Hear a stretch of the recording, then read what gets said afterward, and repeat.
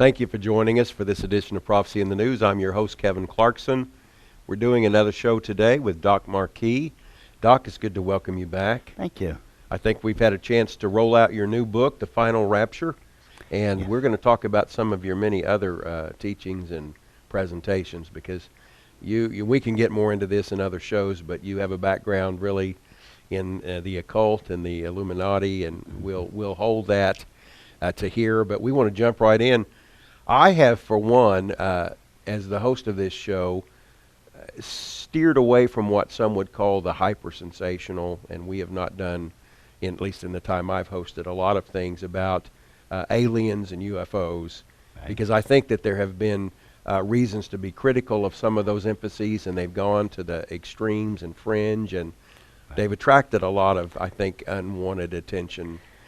But you're not in the party line on this in that sense. You really are, well, as you said, you want to tell us the biblical truth. Yes, and that's how I will always attack these topics, because when we look at what you would call, like these fringe topics, things like that, when I first looked at a number of this stuff, I was beginning to sit back and wonder, what? Mm-hmm. And I had already known the truth about it, but it seems the truth hasn't been revealed to the people as far as we know, and that's what I wanted to do. With this 2-volume set on aliens, fallen angels, or Antichrist, we take everything from the very beginning. And let me just grab your title for a second. Oh, please. You're saying it's aliens, and then you're asking the question, fallen angels or Antichrist. So that's kind of the direction. Mm-hmm. So go ahead. Right. You take from the beginning. All these, let's face it, we're led to believe that this little gray race of people about 4 feet tall, let's say, no hair, big bulging black eyes, are supposed to be somehow communicating with us right now, and that, the eventual thing you would expect is some sort of visitation from them. But that's, nowadays. Now, before we got this homespun alien, if you would, let's bring it back before the 80s. We had all types of aliens.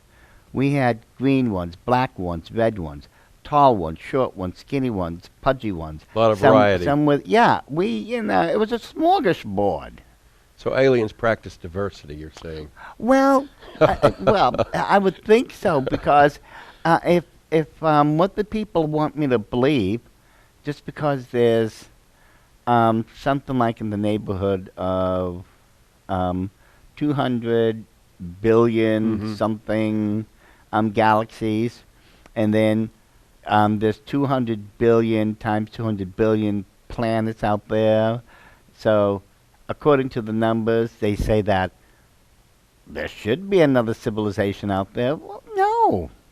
I mean, it looks great on the blackboard. Sure. But so did communism. How did that work out? Not very well. Exactly. I believe, and I think it's readily apparent when you think about it, I think as our society has turned away from God, they still have a deep hunger for the supernatural. They were made that way, and they're searching it out today in all of this literature about vampires and werewolves and aliens and all of these ghosts, the television shows that actually have a little bit of, they try to make them look like scientific documentaries, the hunts for Bigfoot, the ancient aliens, all of don't those. start with ancient aliens. I know. Oh, please. But this is very popular in our culture.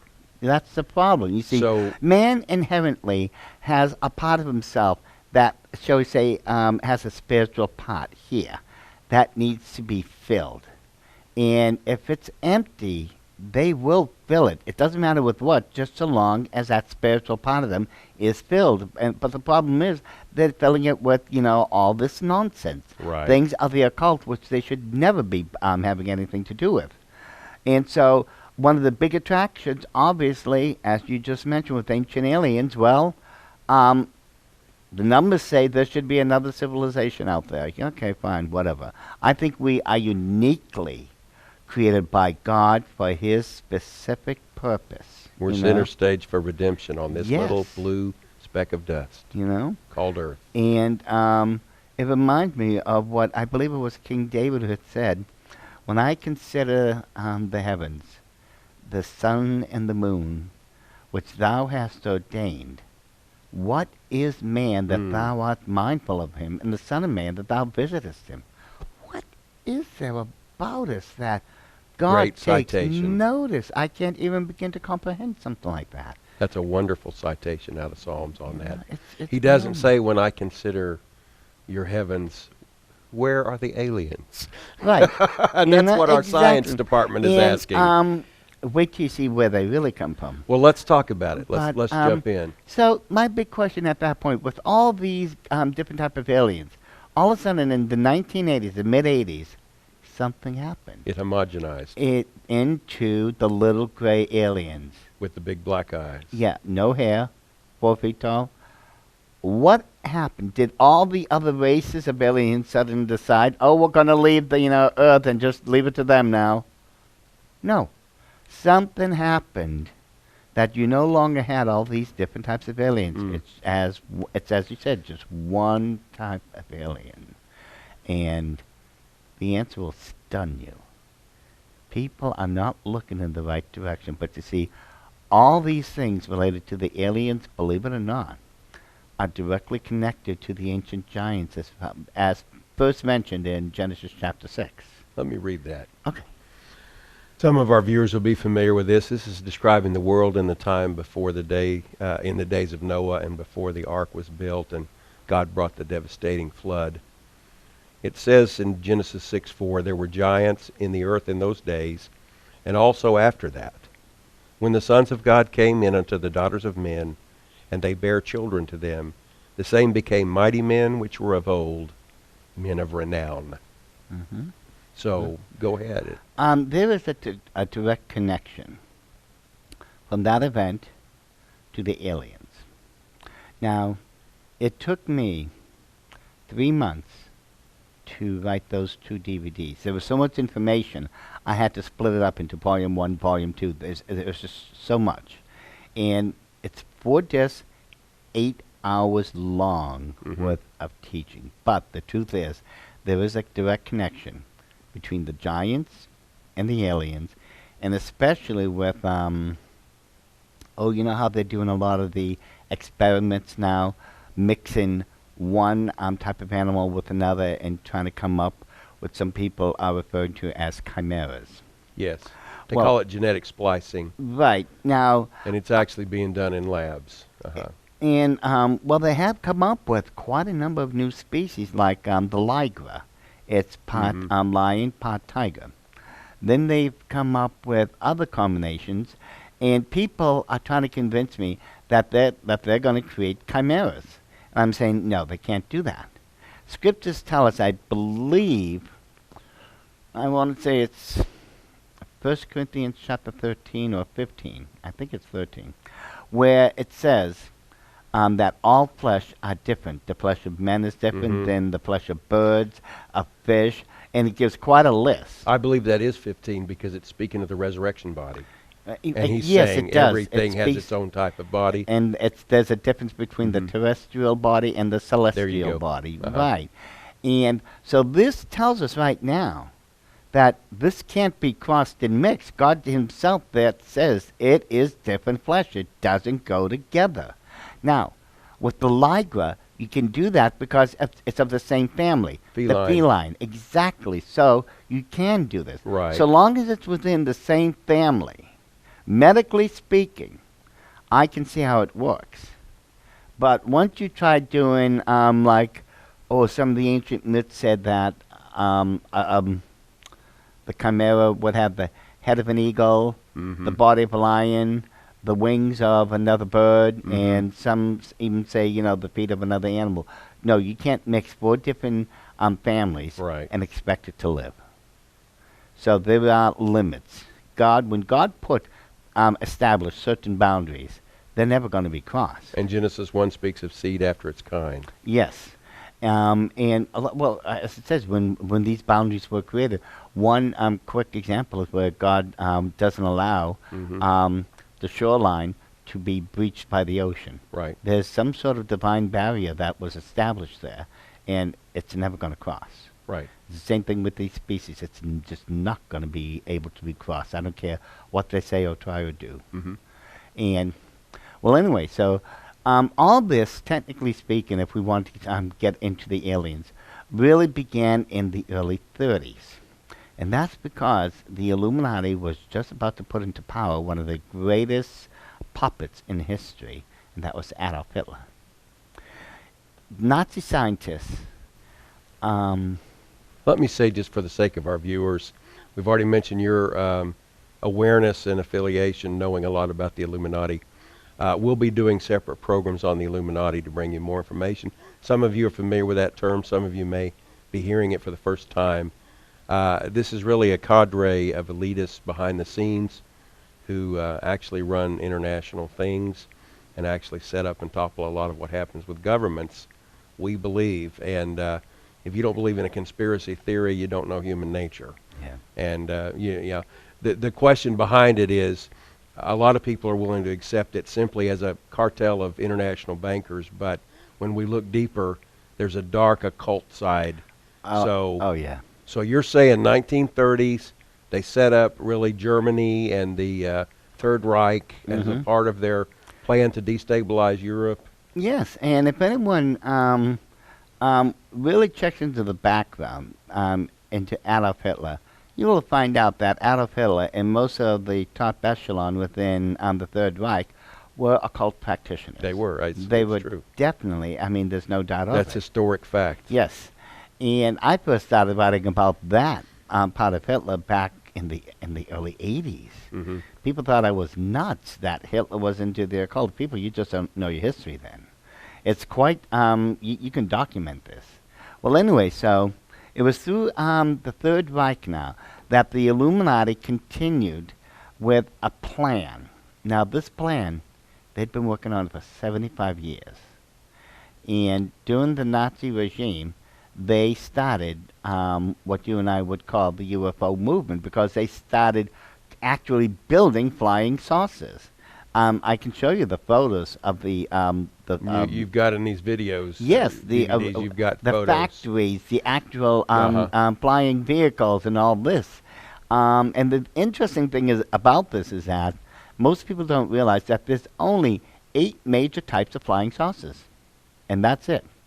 People think because we've been visited by hundreds and thousands of alien races that there's hundreds and thousands of different flying saucers. No, there isn't. You said there's basically 8 designs. That's it.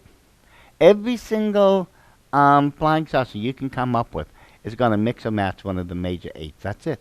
Were those developed in Germany, or were those yes, afterwards? They were there.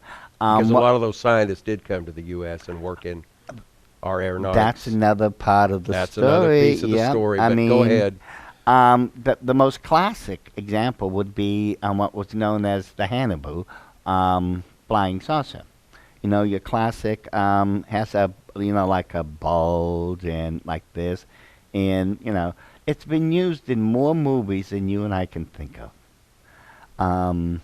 Then what's known as the lenticular flying saucer, the one you saw in the TV series Lost in Space. Okay. That's, and there are others, the cigar-shaped one, as people call it. But these were all made, and you'll see them for yourself. The original, I've got the original photos, schematics, the plans, everything from Nazi Germany, from those factories and such as they were being created. It's all in there. But the point is, they created these flying saucers to, get the story going. You've got to show something if you're gonna sell it. And that's what people are seeing. Especially our own flyers. Air Force. At first they were calling them Foo Fighters. Foo Fighters. Yeah. I think I've heard that. Yeah, it's an old term. That was used during World War II.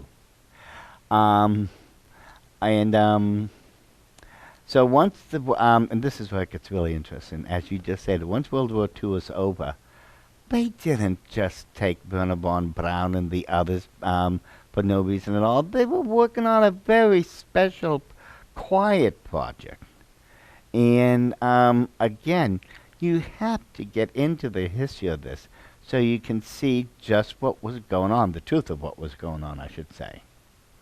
It involved a particular quiet, if not black project known as Operation Paperclip. Right. And what our scientists did was build upon what Nazi scientists had already been doing for almost 15 years at that point. And we didn't end up with the NASA space program. It really was a Nazi space program. Mm-hmm. Because that's where all the information came from. Isn't it interesting that the race to get to Berlin between Russia and America, we should have been able to beat them easily, as far as getting there, because the Russians took all the good toys, the new technology. We weren't really interested in that. We wanted the paperwork. What were the Nazi scientists really building? And that's what we really wanted, because we were working, as it says, with Operation Paperclip. We were even devising and improving upon these UFOs that were being built in Nazi Germany during World War II. Again, the photographic evidence. I've got the schematics, everything here to prove everything. And yet, it's all connected to the giants. Strange as it sounds, what is Connect the dots here. Yeah, what is a 4-foot alien, gray alien, having a relationship to a 40-foot tall giant? You're going to have to tell me. No, you're going to have to watch the DVD. Oh, okay. No. This is, no. You're going to have to watch this one to believe it. But there's also direct connections between, all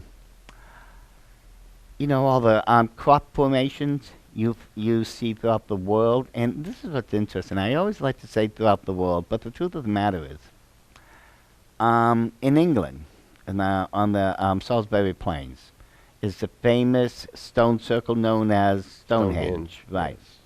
That is the most famous one, dates back to about 3000 BC. And what's interesting is that's a small stone circle. Right. The one in Avesbury-Henge, not too far down the road, is over a mile in circumference. And these were temple complexes of religious worship. That's their true purpose. They also aligned, using an occult practice, astrology, to determine the setting of the summer solstice and winter solstice.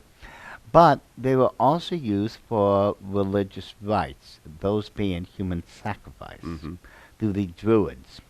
Archaeologists have found under Stonehenge alone more than 4,000 human skeletal remains, and they were sacrificed. They could tell by the way, they were executed. Right. And think about how many must be buried underneath Avesbury.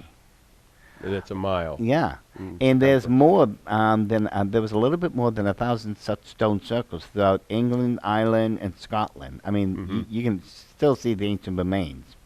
And yet, the rites of human sacrifice were being performed at every single one of these regions for a very diabolical plan that actually started in Genesis chapter 6. And this is where, at the end of There Were Giants in the Earth, this new DVD, that one of the most recent ones I just put out. Let me just stop and mention this too, just because our time is really going rapidly. We have about 8.5 minutes. Oh, wow. And we're just getting started. There are 2 volumes on aliens, fallen angels, or Antichrist, and we're just kind of scratching the surface of the topic right here. And then there's a third one that is more recent research and done. It's called There Were Giants in the Earth, that really dovetails with this very nicely. And each of these, as you said, each one contains at least 2 DVDs. Oh, yes. And hours of presentation. The ones with the giants, it's 2 discs, 4 hours. There was so much information on those 2, I had to split it up into 2 This is 8 hours. It's 4 discs. I think it's I know it's definitely over 7 hours long. It's a lot of information. A lot of information. Anyway, these are available separately for $19.95 a piece and shipping and handling, or you can get the bundle for $54.95 and shipping and handling. And as always, you would want to go to our website, prophecyinthenews.com, or call the 800 number you see there on your screen, and we have assistants ready to help you with your order. But let's just come back to the point we're making. You've got these megalithic structures, not only in really the Isles of Britain, but really even in the Middle East, especially in places. Oh yeah, you'll find Lebanon, stone Turkey. you'll find the stone circles in Göbekli Tepe, Mhm. Nivali Kore, and if the dating on those is correct, those were made somewhere around 12,000 BC, which means those structures are older than the Sumerian Empire, which we believe right now was the oldest of the old. No, I personally think it was Babylon myself. But Nimrod's Babylon. yes, on the plains of Shinar, Uh-huh. where Uh-huh. they built, where we're trying to construct the Tower of Babylon and everything else, In and he had rebellion 10 against cities. God and seeking the astral Yes, deities. exactly. And so we are looking at these ancient megalithic stone circles that can be found not just, as we said, in England, Ireland, Scotland, Göbekli Tepe, Nivali Kore, Russia, Sweden, Portugal, France. I can keep going on. And How about Easter Island, and how about, is that different? that's a different story. South America? Well, as a matter of fact, the ancient pyramids you found there are directly related to the ones in Egypt. Okay. Oh yeah, all these things, as it says, I will show you every single one of these stone structures and everything there were giants in the earth. Because, as I said before, these structures, these megalithic stone structures that were built right at the same time that the giants existed, they were built by the giants. Let's just settle that right now. Some of the largest stones in the world. You can't. We don't know, humanly. Well, the how it could mystery have is, been yeah, the engineered. mystery is how did they do it? What instruments? It's called old horsepower. Yeah. Pick it up. If you're a giant, put it in place. Yeah. Especially some of those that were 40 feet tall. Hmm. I mean, remember the Bible describes one of them as tall as the cedar of Lebanon, and such. And what's interesting, the average height of a cedar tree is 40 feet. Is that right? Yeah. Yeah. I want to double check this because whenever I see something like a comparison made here, I know God's doing it for a reason, so I check on these things carefully. And it was as tall as that, and there were, you see, whenever you see here of stories of ancient giants, you're going to find the archaeological evidence. Right. Wherever you see these stories, you're going to find stone circles. Wherever you find these stone circles, you're going to find crop circles. And wherever you find these crop circles in relationship to the stone circles, you're going to have demonic activity. All right. That's what you see at Stonehenge and other stone circles. There was a connection that dates all the way back to the giants in the past and to what's going on today. Now, when you say fallen angels or Antichrist, you may not be able to fully answer that for us in this time, because that's really the purpose of the whole presentation. It takes a lot of evidence to take you from point A to point B. But one thing I guarantee you, you will see the demonic activity. You see, The connection. in this particular DVD, there were giants in the earth. I think it's the second last section. I've been doing a lot of field work. I'm not going to say exactly where, in relationship to trying to find the remnants of the ancient giants. Mhm. And wherever there were stone circles, I guarantee you're going to find demonic activity. The last section here, I will show you, next to a stone circle I've been working at, 2 genuine demonic manifestations from beginning to end. And if you look close enough, you'll even see the interdimensional portal that the second demon came through. Mhm. This is what's going on, and it's supposed to go on according to the prophecies in the scriptures. These activities, and even worse, are going to climb higher than anything we've ever You expected. speak of the verses that speak of the deceivableness of Satan and lying wonders and the things that he will Yes. be doing. Wow. And when we look at the prophecy in Revelation 18:23b, it tells us, it says verbatim, "For by thy sorceries were all nations nations deceived." deceived. Now, it didn't say some or part of them. It said all the nations of the world, every single one of them, are going to be deceived through the occult, and they're handed over to the Antichrist. Mhm.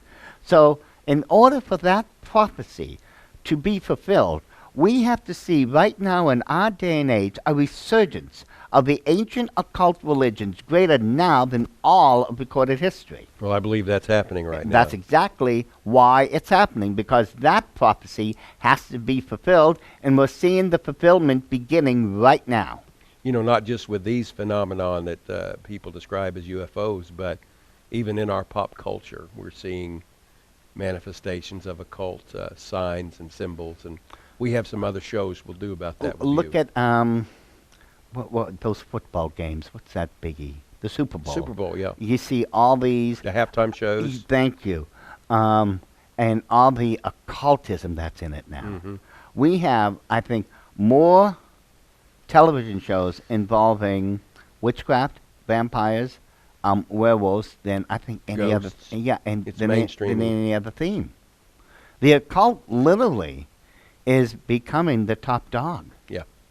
Again, it's like a lot of things. It's good and it's bad. It's bad because it's dangerous. It's more than dangerous. It will damn your eternal Exactly. soul to hell. If I could say if there is a good opening anywhere, it's just that it demonstrates man's hunger for the supernatural, and if that can be captured and turned to the Lord, Yes. that's the good point. And you know, as our time is sort of elapsing now, that's a good point to turn to you and say that you know, we can get fascinated with this stuff, and a lot of people do this. They seem to make careers and ministries built around these things. I think a ministry needs to be built around the gospel. It needs to honor the Lord Jesus Christ. And we can become too fascinated with the dark side, and that's to our own detriment, as you've heard Doc Marquis say. But we are not powerless against it if we are in Christ. Amen. He has defeated all evil. He's vanquished Satan at the cross. And when he rose from the dead, he disarmed principalities and powers. We have authority over Satan's kingdom, the kingdom of darkness, if we are submitted and in Christ. Christ died for you. He rose again. He'll save and forgive you and share his power with you if you will surrender your life to him. Do it today, and we'll keep looking up.